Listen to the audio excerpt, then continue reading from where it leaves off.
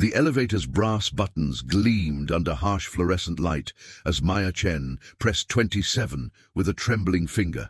The familiar ding echoed through the marble lobby of Hartwell and Associates, but today it sounded different, sharper, more final.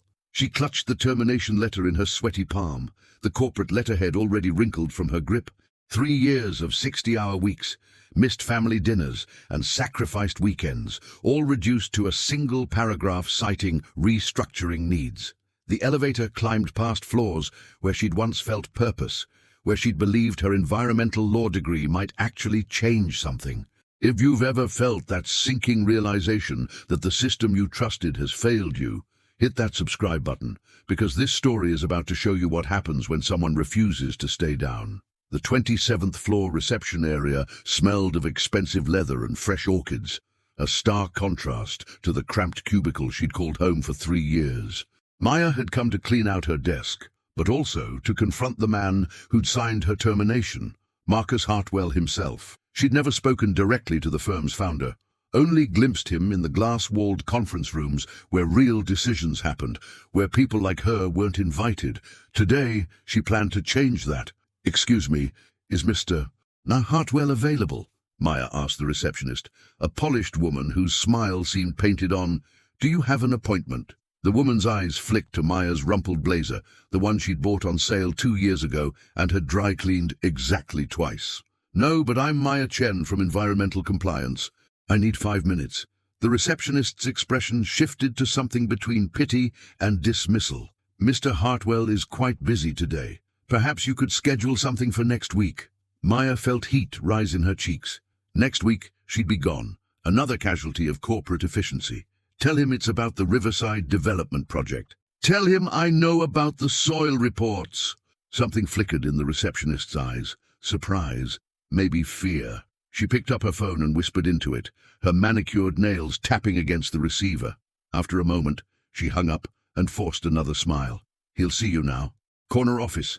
Down the hall, Maya's heels clicked against the polished marble as she walked past offices filled with lawyers who'd never looked her way, past conference rooms where million-dollar deals were struck over catered lunches. The corner office door stood slightly ajar, and through the gap she could see floor-to-ceiling windows overlooking the city's skyline.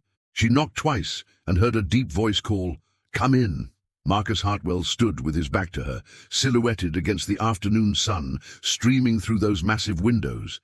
He was taller than she'd expected, his shoulders broad beneath a perfectly tailored navy suit. When he turned, Maya felt her prepared speech catch in her throat. She'd seen him from a distance, but up close, his presence filled the room, not just his physical stature, but something else, an intensity that made the air feel charged.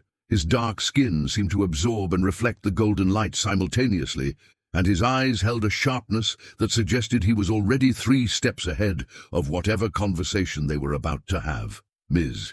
Chen," he said, his voice carrying a slight rasp that suggested either too much coffee or too little sleep. "Please, sit." Maya remained standing, her chin lifted in defiance she didn't entirely feel. "I'd rather stand, thank you. This won't take long." A smile tugged at the corner of his mouth, not mocking, but something closer to appreciation. "The soil reports for Riverside Development. That's what you told my assistant. The ones that show contamination levels 3 times higher than what you reported to the City Planning Commission." Maya's voice steadied as she found her footing.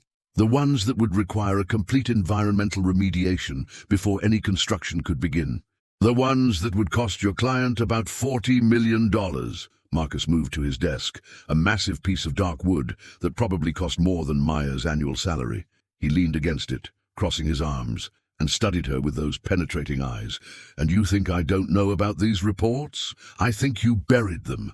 I think you fired me because I was getting too close to the truth." Maya's hands clenched into fists at her sides.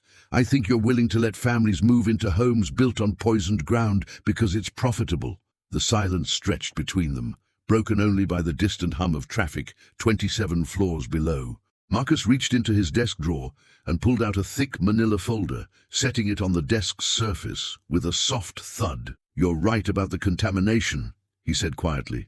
"You're wrong about everything else." Maya blinked, her prepared accusations suddenly feeling inadequate. "What? I've been investigating this for 6 months. The soil reports you found. I commissioned them. The contamination isn't from natural causes. It's from illegal dumping by Riverside's previous owner, dumping that was covered up by bribes to city inspectors.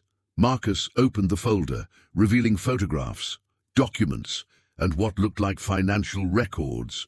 Your termination wasn't about silencing you, Miss Chen. It was about protecting you. The room seemed to tilt slightly. Maya gripped the back of the chair she'd refused to sit in. Protecting me from what? From the people who killed the last lawyer who got too close to this. Marcus's voice dropped to barely above a whisper. David Morrison officially died in a car accident 3 weeks ago. Unofficially, his brake lines were cut after he started asking questions about the same soil reports you found. Maya's legs suddenly felt weak. She sank into the chair, her mind racing. David Morrison, she'd heard about his death, had even attended the memorial service the firm had held. A tragic accident, everyone had said. A reminder to drive carefully in winter weather. "Why are you telling me this?" she managed to ask. Marcus moved around the desk and sat in the chair across from her, eliminating the power dynamic of him looming above. "Because I need your help. And because you deserve to know the truth before you make your next decision." "What decision?" "Whether to walk away and stay safe, or help me bring down the people responsible for David's death and dozens of other cover-ups just like this one." Marcus leaned forward, his elbows on his knees. "But if you choose to help, it can't be as Maya Chen, environmental lawyer. It has to be as someone else entirely." Maya felt her pulse quicken. "What do you mean?" "I mean, we need to get close to the people behind this conspiracy, close enough to gather evidence that will hold up in court, close enough to record conversations, photograph documents, attend private meetings where the real decisions are made." Marcus paused, his eyes never leaving hers. "Close enough that we'd need to be believable as a couple." The words hung in the air like smoke. Maya stared at him, trying to process what he was suggesting. "You want me to pretend to be your girlfriend? I want you to pretend to be my wife." Marcus's voice was steady, matter-of-fact, as if he were discussing the weather. "For 1 month, long enough to infiltrate their social circle, gather the evidence we need, and expose the truth about David's murder and the Riverside cover-up." Maya's mouth went dry. "That's insane." "Is it more insane than letting them get away with murder? More insane than allowing families to unknowingly move into contaminated homes?" Marcus stood and walked back to the window, his hands clasped behind his back. "I've been working on this alone for months, but I can't get close enough. They don't trust me. Too many questions, too much scrutiny of their deals. But a newly married couple, especially one where the wife has environmental expertise, that opens doors." "Why me?" Maya asked, though part of her already knew the answer. "Because you're brilliant. Because you care about justice more than your own safety. You proved that by coming here today. And because you're the only person who's gotten as close to the truth as David did and lived to tell about it." Marcus turned back to her, his expression serious. "But mostly because I think you're brave enough to see this through." Maya stood on shaky legs and walked to the window, looking down at the city sprawling below. Somewhere down there, families were living their lives, trusting that the systems meant to protect them actually worked, trusting that lawyers like her were fighting for their safety, not covering up threats to their health. What would you do if you discovered the very institution you worked for was part of a deadly conspiracy? Share your thoughts in the comments, because Maya's next choice would determine not just her future, but the lives of countless others. "How would it work?" she heard herself ask. "There's a charity gala next weekend. The Riverside development investors will all be there, along with the city officials who approved the project. We'd attend as newlyweds, mingle, listen, gather intelligence." Marcus joined her at the window, standing close enough that she could smell his cologne, something subtle and expensive. After that, there would be dinner parties, private meetings, social events where business gets done in the shadows. "And you think they'd just accept me? Accept us?" "I think they'd see exactly what I want them to see. A successful black businessman who's finally found someone to settle down with. Someone smart enough to be useful, but not threatening enough to worry about." Marcus's jaw tightened slightly. "They underestimate people like us, Maya. We're going to use that against them." Maya turned to face him, studying his profile as he gazed out at the city. There was something in his expression, a mixture of determination and pain that suggested this was personal for him in ways he hadn't yet revealed. "What aren't you telling me?" Marcus was quiet for a long moment. When he spoke, his voice carried a weight that hadn't been there before. David Morrison wasn't just a colleague, he was my friend. We went to law school together, started our careers at the same firm. When I founded Hartwell and Associates, he was my first hire. Marcus's hands clenched into fists at his sides. He called me the night before he died, said he'd found something big, something that would change everything. He was excited, Maya. He thought he was about to expose the biggest environmental cover-up in the city's history. And the next morning, his car went off the Riverside Bridge. Same bridge that overlooks the development site he was investigating. Marcus's voice cracked slightly. The police said he must have hit black ice, lost control. But David grew up in Minnesota. He knew how to drive in winter weather better than anyone. Maya felt a chill that had nothing to do with the air conditioning. So this isn't just about justice. It's about revenge. It's about making sure David's death means something. It's about making sure no one else dies because they got too close to the truth. Marcus turned to her, his eyes blazing with intensity. But I can't do it alone. I need someone they'll trust, someone they'll underestimate. I need someone brave enough to walk into their world and help me tear it down from the inside. The weight of his words settled over Maya like a heavy blanket.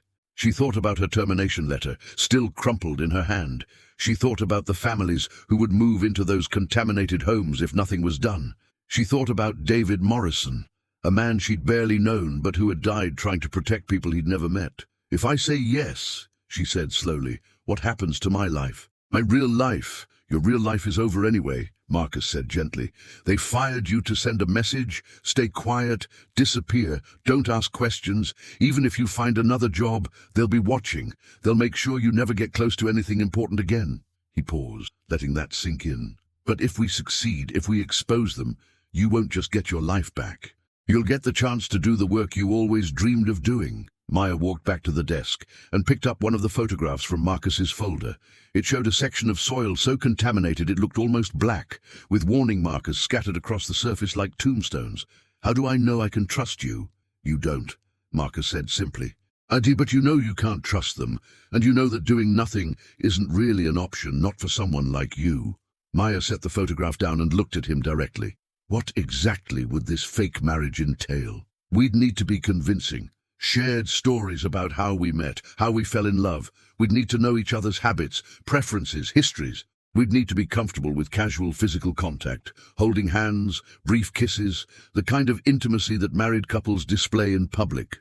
Marcus's voice remained professional, but Maya caught a slight flush in his cheeks.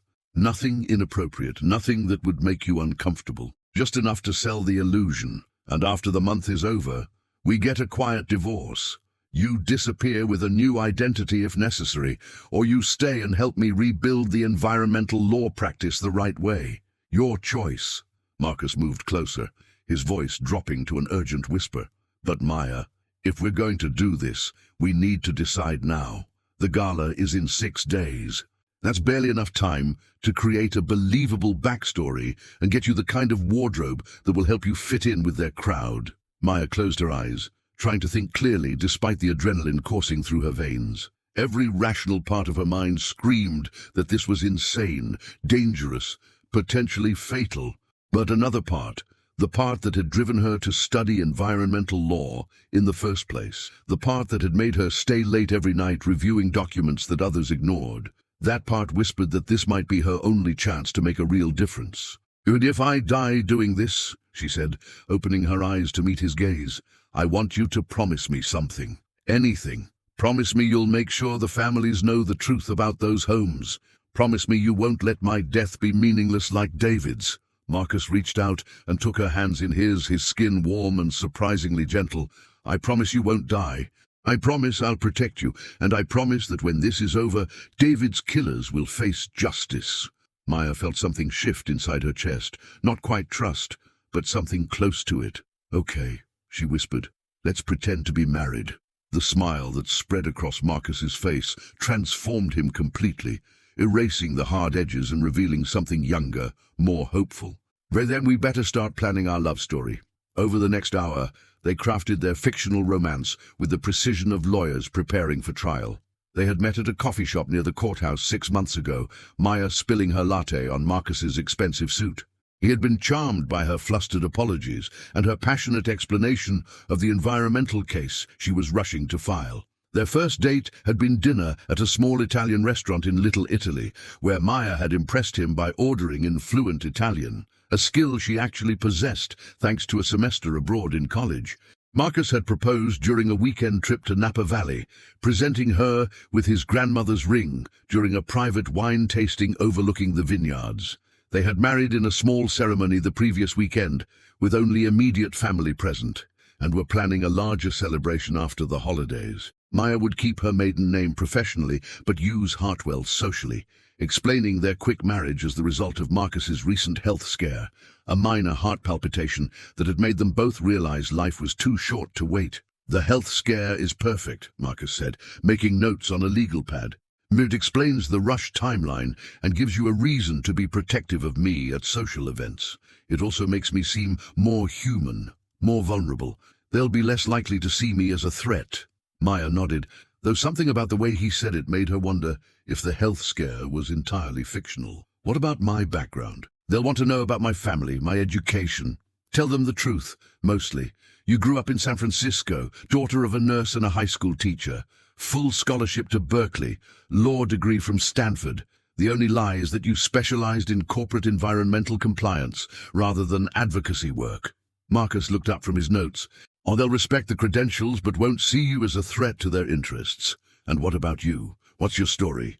Marcus set down his pen and leaned back in his chair. "Also mostly true. Grew up in Detroit, son of a factory worker and a seamstress. Full scholarship to Michigan, law degree from Harvard. Built this firm from nothing over the past 8 years." His expression darkened slightly.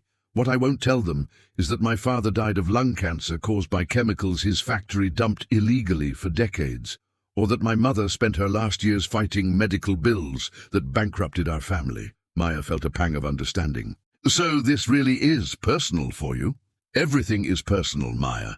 The question is whether you let that make you stronger or whether you let it destroy you." Marcus stood and walked to a small bar cart in the corner of his office. "Would you like some water? Coffee?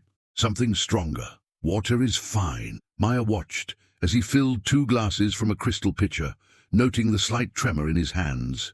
The stress of what they were planning was getting to him too, despite his calm exterior. "And Marcus, can I ask you something?" "Of course. Why haven't you gone to the police with what you know?" Marcus handed her the water glass, their fingers brushing briefly. "Because the police are part of the problem. The detective who investigated David's death, his brother-in-law works for the construction company building Riverside Development. The city inspector who signed off on the soil reports, he just bought a house that's worth twice his annual salary." Marcus took a sip of his water, his expression grim. "This conspiracy goes deeper than just one development project, Maya. It's a network of corruption that touches every level of city government. Then how do we know who to trust? We don't. That's why we're doing this alone, why we can't involve anyone else until we have enough evidence to take down the entire network at once." Marcus returned to his desk and pulled out another folder, this one thicker than the first. "I've been building a case for months, but I need more. I need recorded conversations, financial records, proof of the bribes and cover-ups. The kind of evidence that can only be gathered from the inside." Maya opened the folder and found herself looking at surveillance photos, financial records, and what appeared to be a complex organizational chart showing connections between various city officials, business leaders, and construction companies. At the center of it all was a name she didn't recognize: Victoria Ashford. "Who is she?" Maya asked, pointing to the name. "The Queen Bee. Victoria Ashford owns the development company behind Riverside, but that's just the tip of the iceberg. She's connected to at least 6 other major construction projects in the city, all of which have had environmental issues that were mysteriously overlooked by city inspectors." Marcus leaned over Maya's shoulder to point at various connections on the chart, his proximity making her suddenly aware of his cologne again. "She's also the one who will be hosting the charity gala next weekend, so we'll be walking directly into the spider's web." "Exactly. But Maya, there's something else you need to know about Victoria Ashford." Marcus's voice took on a warning tone. "She's brilliant, ruthless, and has a talent for reading people. If she suspects we're not who we claim to be, if she senses any deception, She'll have us killed like David. She'll make it look like an accident, just like David. A gas leak in our apartment, a mugging gone wrong, a car accident on a rainy night. Marcus straightened up, putting distance between them again. That's why our cover has to be perfect. That's why we need to be completely convincing as a married couple. Maya closed the folder and stood up, pacing to the window again. The sun was setting now, painting the city in shades of gold and crimson. Somewhere out there, Victoria Ashford was probably planning her next move, confident that she had eliminated the threat David Morrison had posed. She had no idea that Marcus Hartwell was coming for her, or that he wouldn't be coming alone. I need to ask you something, and I need you to be completely honest, Maya said without turning around. Okay. Is there any part of you that's attracted to me? Any part of this that isn't just about the case? The silence stretched so long that Maya finally turned to look at him. Marcus was staring at his hands, his jaw working as if he were trying to find the right words. Yes, he said finally, and that's exactly why this is so dangerous. Maya felt her breath catch. What do you mean? I mean that the best lies are built on truth. I mean that if I'm going to convince Victoria Ashford and her associates that I'm madly in love with my new wife, it won't be entirely an act. Marcus looked up at her, his eyes holding a vulnerability she hadn't seen before. I mean that I noticed you long before you found those soil reports, Maya. I noticed the way you stayed late to double-check your work, the way you fought for cases that other lawyers wouldn't touch, the way you never backed down even when it would have been easier. Maya's heart began to race. Marcus, I'm telling you this because you deserve to know what you're getting into. Because the lines between what's real and what's pretend are going to blur, and I need you to be prepared for that. Marcus stood and moved toward her, stopping just close enough that she could see the flecks of gold in his dark eyes. I need you to know that when I touch you, when I kiss you, when I look at you like I'm completely devoted to you, some of that won't be acting. Maya felt heat rise in her cheeks. And you think that's going to make this easier or harder? I think it's going to make it believable. And I think it's going to make it dangerous in ways that have nothing to do with Victoria Ashford. Marcus reached out and gently touched her cheek, his thumb tracing along her jawline. But I also think it might be the only way we can pull this off. Maya closed her eyes, leaning into his touch despite every rational thought telling her this was a terrible idea. When she opened them again, Marcus was studying her face as if he were trying to memorize every detail. If we do this, she whispered, if we cross that line between pretend and real, then we deal with the consequences after we've brought down the people who killed David. Marcus's hand moved to cup the back of her neck, his fingers tangling in her hair. But Maya, I need you to understand something. Once we start this, once we walk into that gala as husband and wife, there's no going back. They'll be watching us, investigating our story, looking for any crack in our facade. We'll have to live this lie 24 hours a day for an entire month. I understand. Do you understand that we'll have to share an apartment, share a bed, share every intimate detail of our lives? Do you understand that one slip, one moment where we forget to act like we're in love, could get us both killed? Maya reached up and covered his hand with hers, pressing it more firmly against her cheek. I understand that David Morrison died, trying to protect people he'd never met. I understand that families are going to move into contaminated homes if we don't stop this.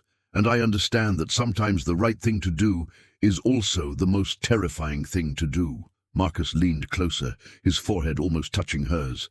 And what about us?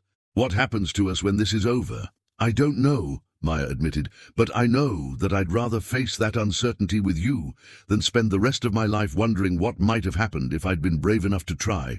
The space between them seemed to crackle with electricity. Maya could feel Marcus's breath on her lips, could see the conflict playing out in his eyes, the war between professional caution and personal desire. For a moment, she thought he might kiss her right there, might cross the line from pretend to real before their charade had even begun. Instead, he stepped back, his hand falling away from her face. We should start with the practical details. You'll need a new wardrobe, something that fits the image of a successful lawyer's wife. You'll need to move out of your apartment and into mine. We can't risk them discovering we live separately. Maya nodded, trying to ignore the disappointment she felt at his sudden return to business mode. What about my things? My furniture? We'll put everything in storage. As far as the world is concerned, Maya Chen, the environmental advocate, is taking an extended honeymoon. Maya Hartwell, devoted wife and corporate environmental consultant, is the only person who exists now. The reality of what she was agreeing to hit Maya like a physical blow. She wasn't just agreeing to pretend to be married, she was agreeing to disappear entirely, to become someone else for a month, someone who might not survive to reclaim her old identity.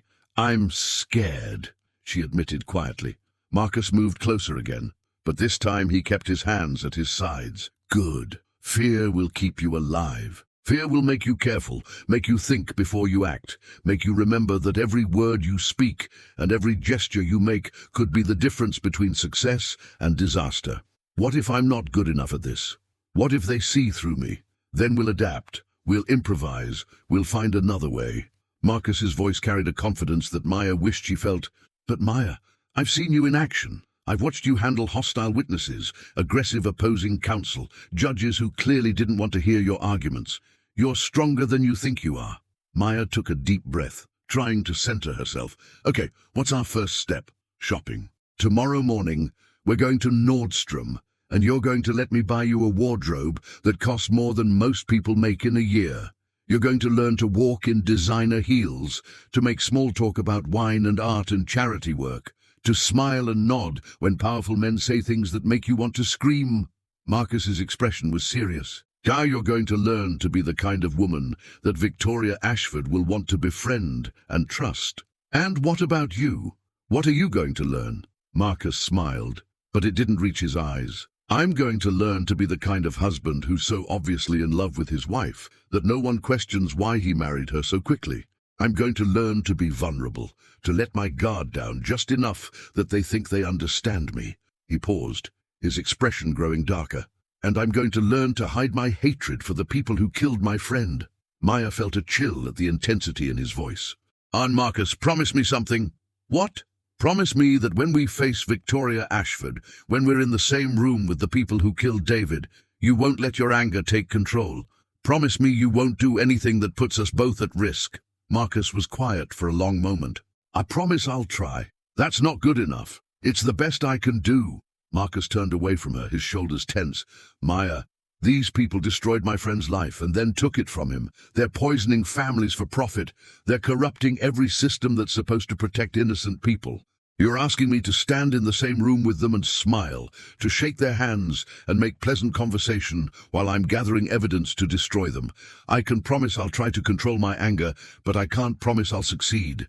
Maya moved to stand behind him, close enough to touch but not quite making contact. "Then I'll help you. When you feel that anger rising, when you want to confront them directly, I'll be there to remind you why we're doing this. I'll be there to keep you focused on the goal." Marcus turned to face her, his expression softer. "And what if you're the one who needs help? What if you're the one who wants to run when things get dangerous? Then you'll be there to remind me that some things are worth the risk." Maya reached out and took his hand, intertwining their fingers. "We're partners now, Marcus. In this lie, in this investigation, in whatever happens next, that means we take care of each other." Marcus squeezed her hand gently. Partners. Partners." Maya felt a smile tug at her lips despite the gravity of their situation. "So, husband, what time should I meet you for shopping tomorrow?" 10 o'clock. And Maya? Marcus lifted their joined hands and pressed a soft kiss to her knuckles. "Thank you for trusting me, for believing in this, for being brave enough to help me get justice for David." Maya felt her heart skip at the gentle kiss, at the gratitude in his voice. "Thank you for giving me the chance to do something that matters." As Maya left Marcus's office that evening, the termination letter still crumpled in her hand, she realized that her old life really was over. But for the first time since she'd received that devastating news, she felt something other than despair. She felt purpose. She felt hope. And underneath it all, she felt the stirring of something that might be love. The next morning, Maya stood in front of her bathroom mirror, trying to see herself as Victoria Ashford would see her. Her reflection showed a woman in her late 20s, with intelligent dark eyes, shoulder-length black hair, and the kind of understated beauty that came from good genes rather than expensive cosmetics. She looked like exactly what she was. A hard-working lawyer who bought her clothes at discount stores and cut her own hair to save money. In a few hours, Marcus would help her transform into someone else entirely, someone who belonged in the world of charity galas and private clubs, someone who could stand next to a millionaire and look like she belonged there, someone who could lie convincingly to dangerous people and live to tell about it. Maya's phone buzzed with a text from Marcus. "Ready to become Mrs. Hartwell," she typed back. "Ready as I'll ever be." But as she gathered her purse and keys, Maya couldn't shake the feeling that she was about to step through a door that would change her forever, and that there would be no going back to the woman she used to be. The Nordstrom personal shopping suite felt like stepping into another world. Maya sat in a plush velvet chair, sipping champagne that probably cost more than her usual grocery budget, while Marcus conferred quietly with a woman named Sophia who looked like she'd stepped out of a fashion magazine. "The key," Sophia was saying, "is to look expensive without looking flashy. Mrs.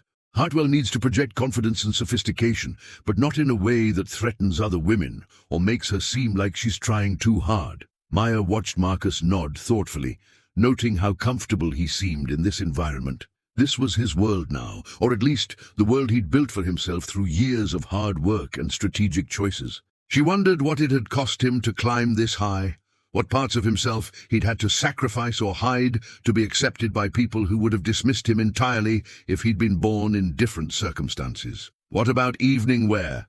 Marcus asked. She'll need something for the charity gala and probably several other formal events. I have some ideas," Sophia said, her eyes bright with the challenge. "Maya, would you mind if I took some measurements? I want to make sure everything fits perfectly." For the next 3 hours, Maya was transformed. Sophia brought her dress after dress, suit after suit, each more beautiful and expensive than the last. Maya learned the difference between designer labels, discovered that a well-tailored blazer could make her look like a completely different person, and found herself falling in love with clothes that cost more than she used to make in a month. "To try this one," Marcus said, handing her a midnight blue evening gown that felt like liquid silk in her hands. Maya disappeared into the fitting room and slipped into the dress, gasping when she saw herself in the mirror. The gown hugged her curves in all the right places, the deep blue bringing out the warmth in her skin tone. She looked elegant, sophisticated, and most importantly, she looked like she belonged in Marcus's world. When she stepped out of the fitting room, Marcus's reaction was everything she could have hoped for. His eyes widened, his lips parted slightly, and for a moment he seemed to forget how to speak. "Perfect," Sophia said with satisfaction. "That's the one for the gala." But Marcus wasn't looking at Sophia. He was staring at Maya as if he'd never seen her before, his gaze traveling from her face down to her feet and back up again. When their eyes met, Maya felt that same electric charge she'd experienced in his office the day before.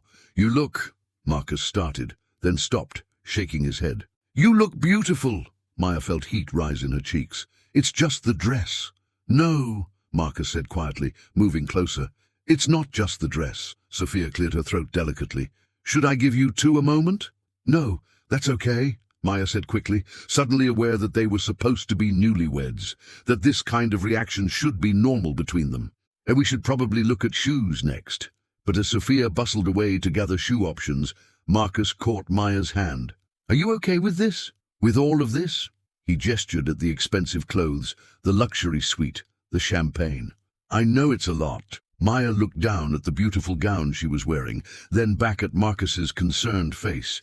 "I'm okay with it because it's temporary, because it's for a purpose. But Marcus, I need you to promise me something." "What?" "Promise me you won't forget who I really am underneath all this. Promise me that when this is over, you'll still see Maya Chen, the environmental lawyer, not just Maya Hartwell, the trophy wife." Marcus lifted her hand to his lips and pressed another soft kiss to her knuckles. "I could never forget who you really are, Maya. That's why I asked for your help in the first place." The rest of the shopping trip passed in a blur of designer labels, expert tailoring, and lessons in how to carry herself like a woman who'd never worried about money. By the time they left Nordstrom, Maya had a complete wardrobe that would have taken her years to afford on her old salary, and a growing understanding of just how deep she was about to go undercover. "Next stop," Marcus said, as they loaded shopping bags into his BMW, "is my apartment, your new home." Maya's stomach fluttered with nerves. "Are you sure about this?" "About me moving in?" Maya, in 4 days, we're going to walk into a room full of dangerous people and convince them we're madly in love newlyweds. If we can't handle sharing an apartment for a few weeks, we have no business attempting this charade. Marcus started the car, his expression serious.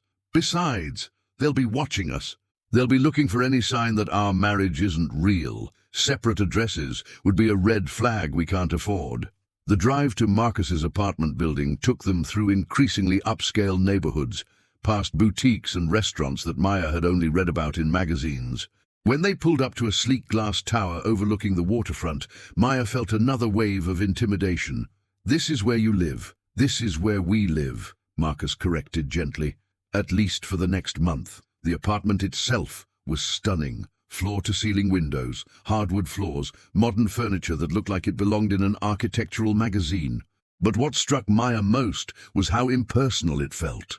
There were no family photos, no personal mementos, nothing that revealed who Marcus really was beneath his successful exterior. "It's beautiful," Maya said, setting down her purse on the granite kitchen counter. "It's a showpiece," Marcus replied, his tone suggesting he wasn't entirely happy about that fact. "And I bought it because it projects the right image, because it's the kind of place where I can entertain clients and impress potential business partners. But it's never really felt like home." Maya wandered into the living room, noting the expensive art on the walls, the leather furniture, the complete absence of anything that suggested the apartment was actually lived in. "Oh, where do you really live?" Marcus looked confused. "What do you mean?"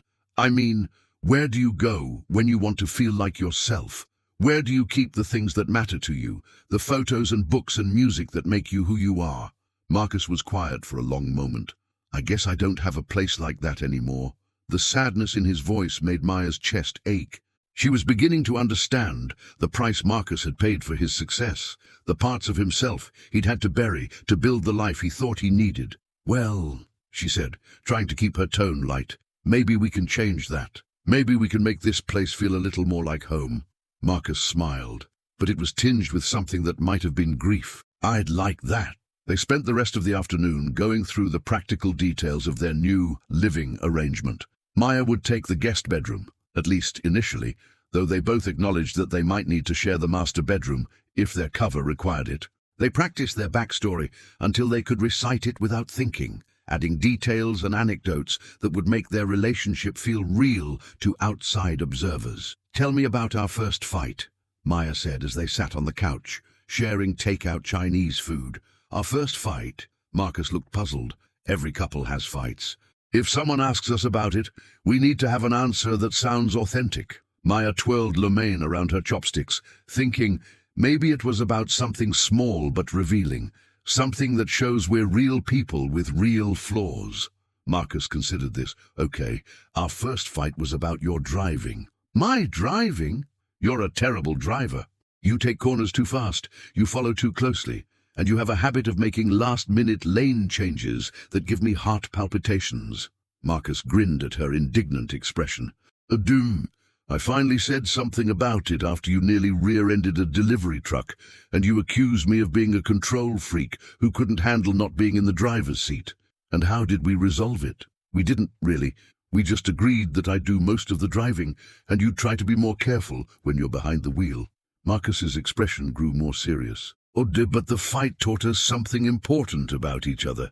It taught me that you don't back down when you think you're right, even when you're clearly wrong. And it taught you that I worry about the people I care about, sometimes to the point of being overprotective." Maya nodded slowly. "That's good. It feels real." "It is real," Marcus said quietly. "I made it up, but it's based on things I've observed about you. The way you drive, the way you argue, the way you react when someone challenges you. You've been watching me that closely. I told you yesterday. I noticed you long before you found those soil reports." Marcus set down his chopsticks and turned to face her fully.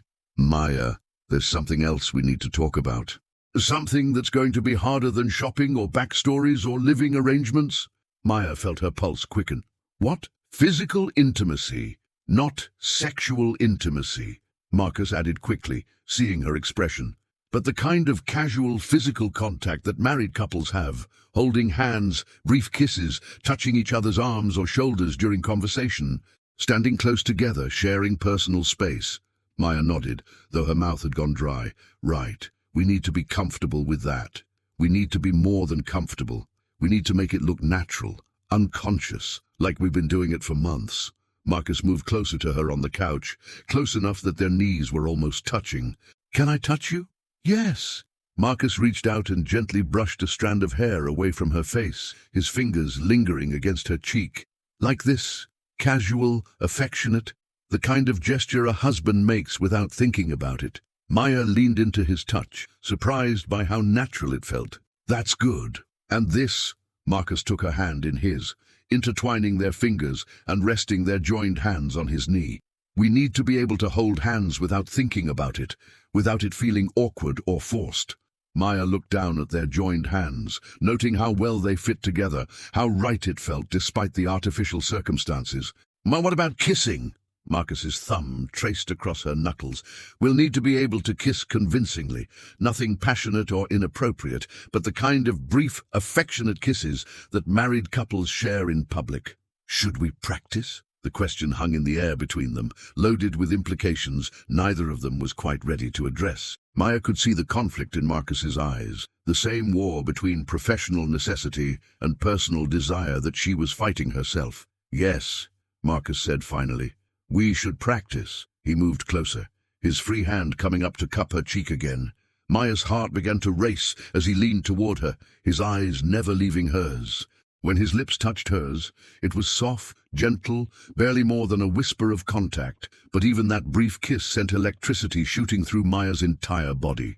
Marcus pulled back slightly, his forehead resting against hers. Was that okay? Maya nodded, not trusting her voice. The kiss had been everything it needed to be, convincing, affectionate, appropriate for their cover story.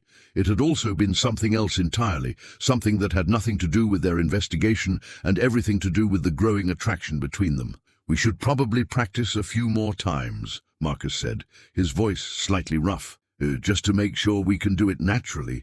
Yes, Maya whispered, we should definitely practice. This time when Marcus kissed her, Maya kissed him back, her hand coming up to rest against his chest. She could feel his heart racing beneath her palm, could taste the hint of wine on his lips from their dinner.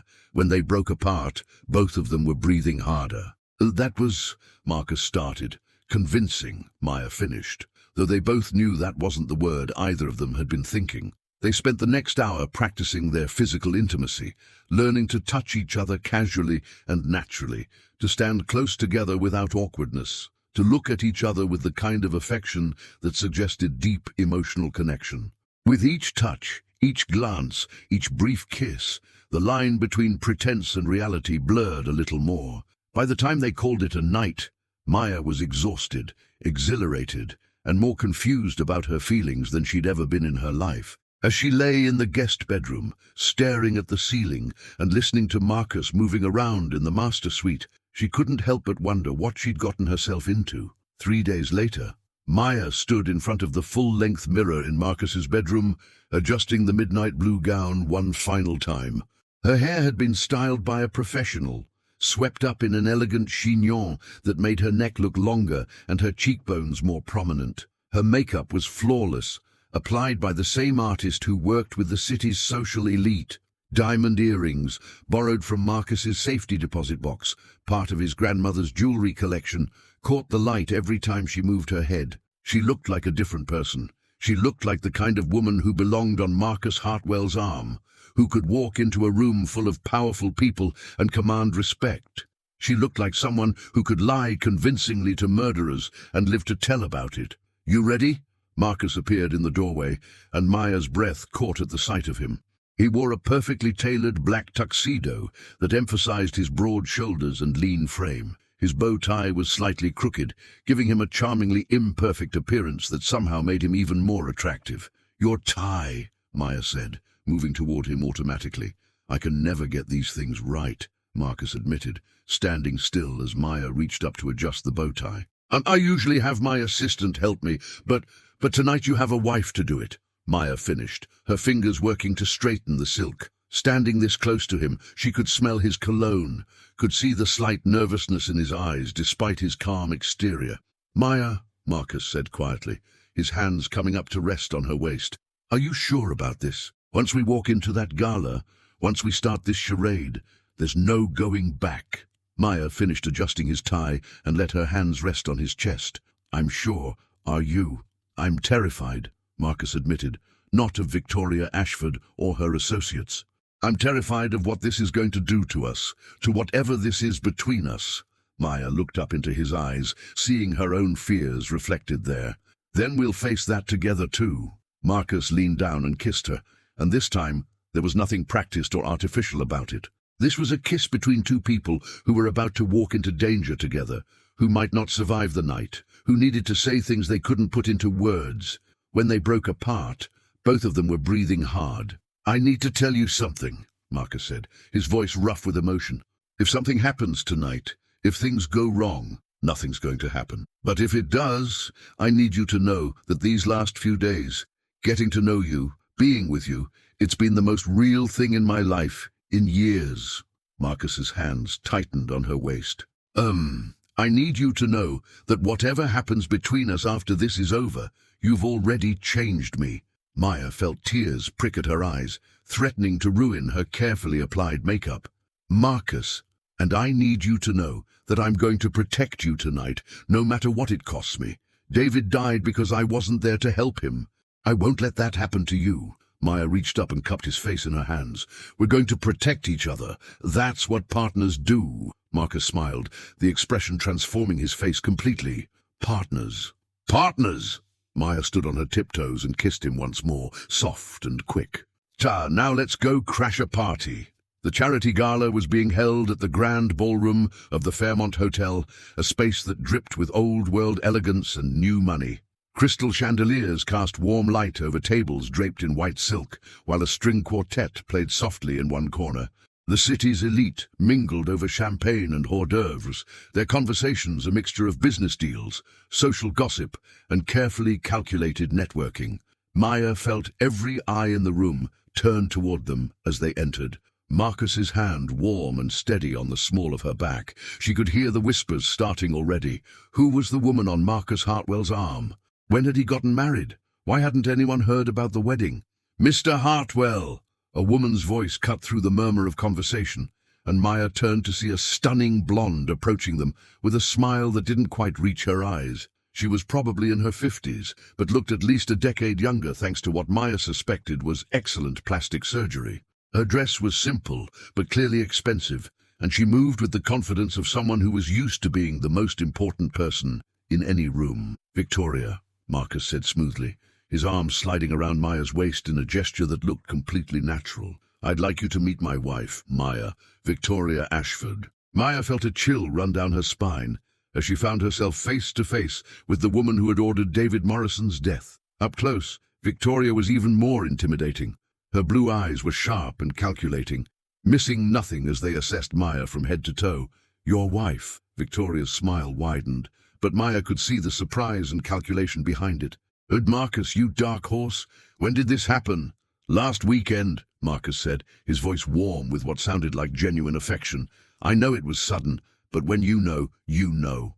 Victoria's gaze shifted to Maya, and Maya felt like she was being examined under a microscope. "And what do you do, Maya?" "Environmental compliance consulting," Maya replied, keeping her voice steady despite her racing heart. "I help corporations navigate regulatory requirements for development projects." "How fascinating," Victoria said, though her tone suggested she found it anything but. "And how did you two meet?" Maya launched into their practiced story about the coffee shop encounter, noting how Victoria's expression remained politely interested while her eyes continued to assess and calculate. This was a woman who trusted no one, who saw potential threats everywhere, who had built her empire by being smarter and more ruthless than everyone around her. "Well, congratulations," Victoria said when Maya finished. "You must join us at our table. I insist." As Victoria led them across the ballroom, Maya caught Marcus's eye and saw her own thoughts reflected there. They were in Victoria Ashford wanted to keep them close, which meant she was either genuinely welcoming them into her circle or she was already suspicious and wanted to watch them more carefully. Either way, their investigation had officially begun. The evening passed in a blur of introductions, small talk, and careful observation. Maya met city councilmen who spoke passionately about environmental protection while taking bribes to ignore contamination reports.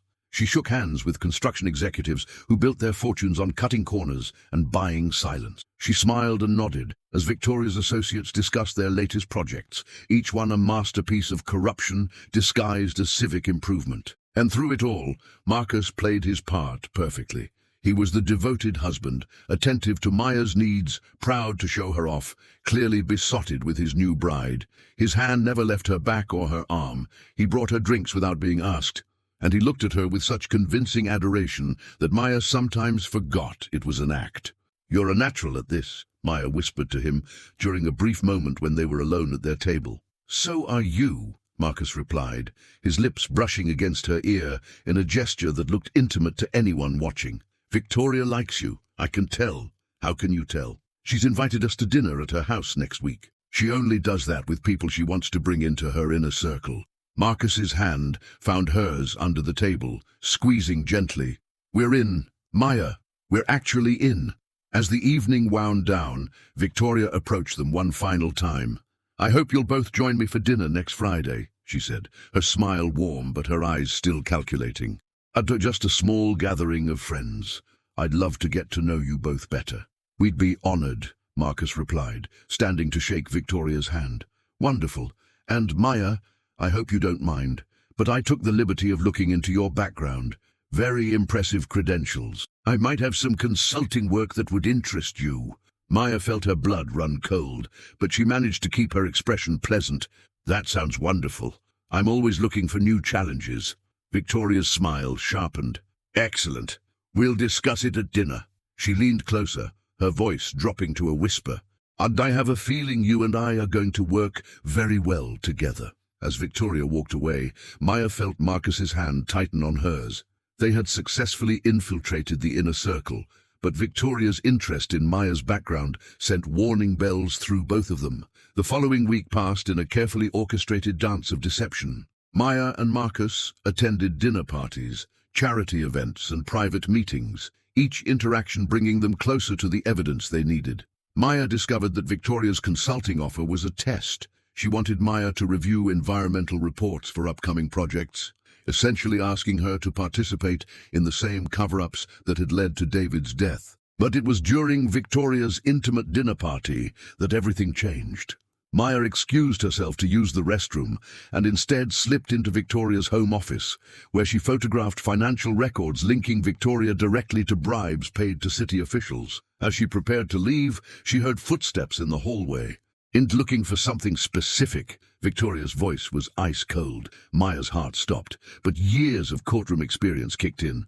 "Actually, yes, I was looking for aspirin. I have a terrible headache, and Marcus mentioned you might have some." Victoria studied her for a long moment, then smiled. "Of course. Medicine cabinet in the guest bathroom, down the hall." But Maya knew her cover was blown. Victoria's suspicion was palpable, and they were running out of time. That night, as Maya and Marcus reviewed the evidence they'd gathered, they realized they had enough to bring down the entire network. Financial records, recorded conversations, documented bribes, everything needed to ensure justice for David and protection for future families.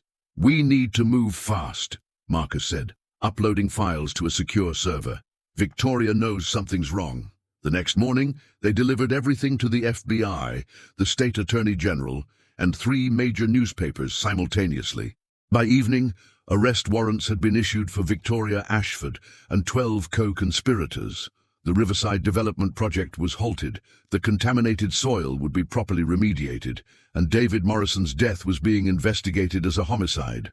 As they watched the news coverage from Marcus's apartment, Maya felt a mixture of relief, exhaustion, and uncertainty about what came next. "So," Marcus said quietly, "what happens to us now?" Maya looked at him. This man who had trusted her with his life, who had helped her find her courage, who had shown her what it meant to fight for something bigger than herself. "I guess we figure out what's real and what was pretend," Marcus moved closer, taking her hands in his. "This is real," he said, gesturing between them. "Whatever else was an act, this is real." Maya smiled, feeling hope bloom in her chest for the first time in weeks. "Izai, then let's start there." 6 months later, Maya Chen Hartwell stood in the courtroom as Victoria Ashford was sentenced to 25 years in prison. Justice had been served, families were safe, and she had found not just her purpose, but her partner in every sense of the word. If this story of courage, justice, and unexpected love resonated with you, please like this video and subscribe for more stories that prove ordinary people can do extraordinary things when they choose to stand up for what's right. Share this with someone who needs to be reminded that sometimes the most dangerous thing you can do is also the most necessary, and that love can bloom even in the darkest circumstances.